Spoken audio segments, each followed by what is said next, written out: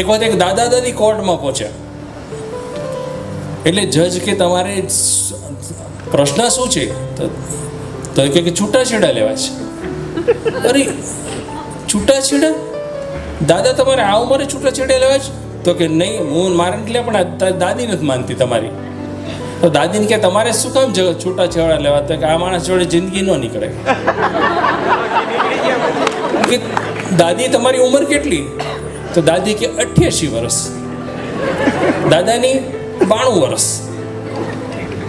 તો પણ તો હવે શું કામ છૂટાછેડા? તો કે આ માણસ હવે ન રહેવાય, રહી જ ન શકાય, બાકીની જિંદગી નીકળે જ નહીં. કે પણ કે આટલી તો નીકળી ગઈ. તો કે નીકળી ગઈ, હવે નહીં નીકળે. તો પણ કે કારણ શું? તો કે આ બહુ ત્રાસ કરે છે.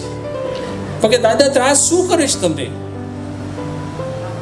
તો કે અમારે ઝઘડો થાય ને જ્યારે, તો કે ઝઘડો તમારે થાય? તો કે હા, ઝઘડો તો થાય જ ને, કુટુંબ હોય તો.